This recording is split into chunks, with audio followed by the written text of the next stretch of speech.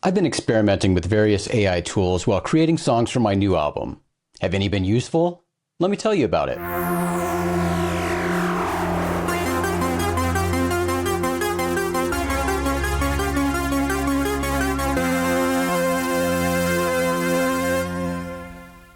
Hey there, I'm Jason. Since AI music generation is having its moment, I decided to create an album of non-AI generated music. Maybe to rebel against the concept of AI generated music in my own way?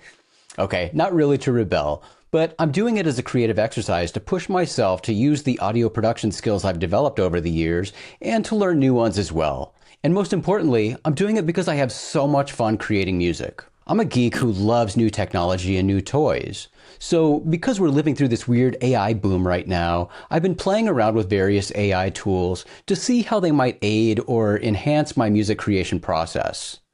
Let's back up for a minute before we talk more about AI.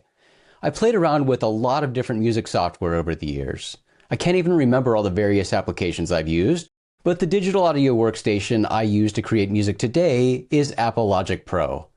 I love Logic. It's a fantastic tool that's feature-rich and very intuitive.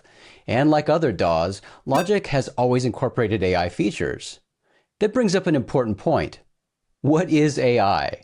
In the simplest terms, it's essentially machines programmed with software to perform logic and reasoning. That's basically every piece of software, right? Every computer, every application, every video game, and so on. AI has been incorporated into our everyday lives for decades. But because AI is trendy right now, there's this need to call everything AI. Generative AI is largely what is booming right now, however. This is, as the term implies, where something is generated by AI, typically after receiving a human prompt.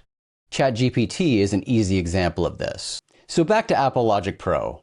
It features session players, which is like an AI member of your band that can play bass, drums, and keyboards, and they follow the chords of your song. These can be really helpful for giving you ideas while you're building the tracks for those instruments. I found that these AI-generated tracks require lots of individual note editing to make the track sound how you want it to with your particular song.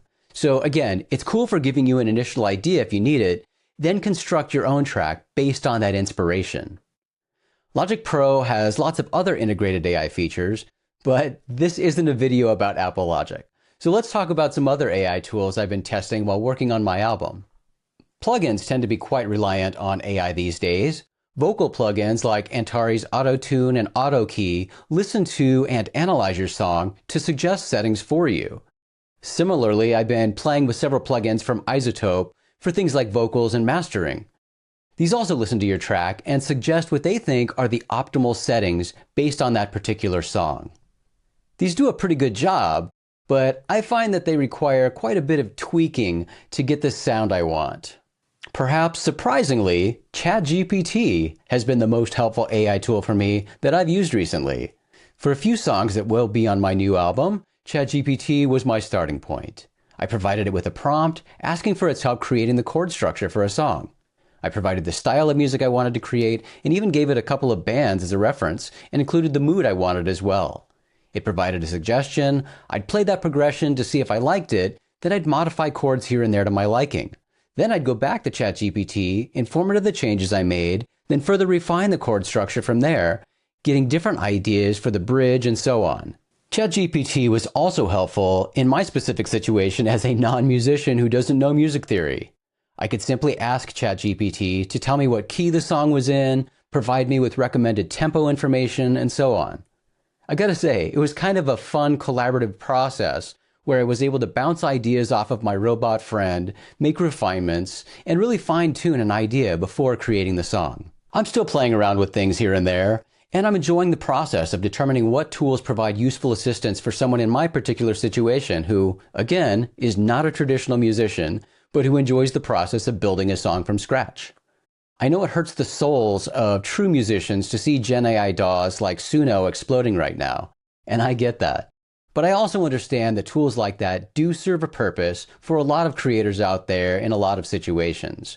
But for me, AI-generated music takes all the fun out of the process of creating music, which is, creating music. I'll continue plugging away at this silly album I'm working on. I'm approaching the finish line, so I'll hopefully have something to share with you soon. To be continued.